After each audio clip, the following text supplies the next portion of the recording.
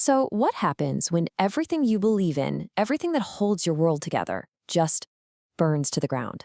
Today, we're jumping into one of the Bible's most intense and visual books, Ezekiel, to uncover its radical message about finding God's glory right in the middle of the ruins. To really get Ezekiel, you have to start right here with an absolute catastrophe. See, for generations, the people of Judah believed God's presence was anchored to one specific place, the glorious temple in Jerusalem. It wasn't just a building, it was the center of their universe. But in 586 BC, the unthinkable happened. Babylonian armies leveled the city, and the temple was destroyed. Gone. And with the smoke still rising, this was the one question that echoed in the hearts of the survivors, now scattered and exiled in a foreign land. If God's house is in ruins, does that mean God himself has left? Has he abandoned us? It is a terrifying, soul-crushing question, and it's the very engine that drives the entire book of Ezekiel. Now, to understand the answer God gives, we first have to understand the collapse. Ezekiel didn't just show up out of the blue. He lived through the final chaotic death spiral of the nation of Judah. And this collapse happened fast. It really starts to unravel in 609 BC when a good king dies, and suddenly Judah is just a pawn caught between two massive superpowers, Egypt and Babylon. Just 4 years later, they're basically a puppet state for Babylon. In 597, they try to rebel, it fails, and the Babylonians deport the first wave of exiles. The elite, the educated, and a young priest named Ezekiel is in that group. Then, just over a decade later, the final devastating blow. A second rebellion leads to the total destruction of Jerusalem. And it's right in the middle of this national trauma that we meet our central figure. His personal story is just as disorienting as his nation's. I mean, this was a man trained his whole life for a specific job in a specific place, and suddenly, both were gone.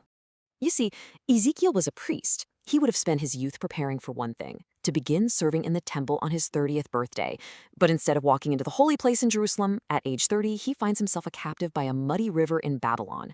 It's here, of all places, in the heart of exile, that his true calling begins. And this is the moment where everything flips on its head. The heavens open, not over the holy city, but over the heart of enemy territory.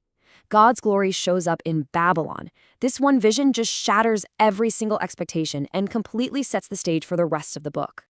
So what did he see? Well, that vision delivers Ezekiel's first and probably his most shocking message. It's an answer that tackles the exile's deepest fear head-on and completely redefines their understanding of who God is. Okay, just think about this contrast for a second. The old belief essentially tied God to a building. If the building is gone, well, you do the math. But Ezekiel's vision is of God's throne on a kind of chariot with wheels that can go in any direction. The message is absolutely revolutionary. God isn't trapped in the rubble back in Jerusalem. Exile doesn't mean God is absent. He has come to his people right where they are. But God's presence in exile isn't just to comfort them, it's to transform them. After the book spends time explaining why all this judgment happened, the tone makes this dramatic shift. It moves from explaining the ruin to laying out an incredible blueprint for restoration. God makes 3 huge, foundational promises. First, he says he's going to replace the corrupt, failed leaders and become their shepherd himself. Second, he promises something even more radical, a kind of spiritual heart surgery. He's going to give them new hearts and a new spirit so they can actually want to follow him.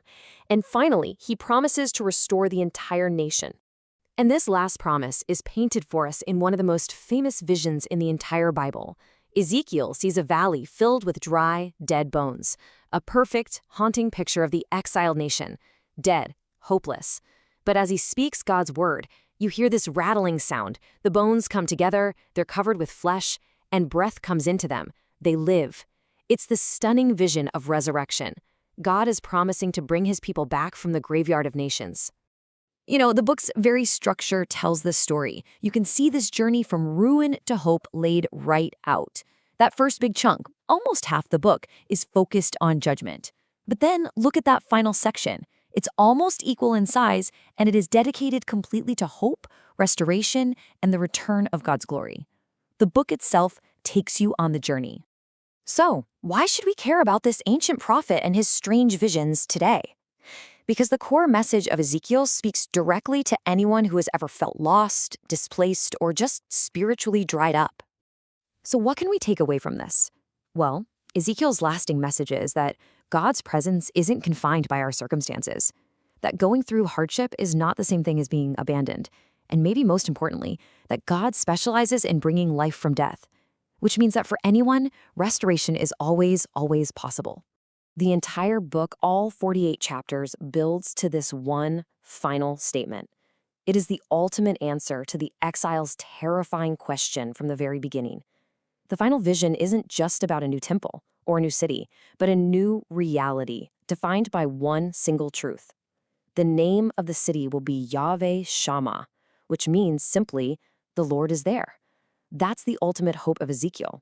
It's not just about coming home to a place. It's about coming home to his presence.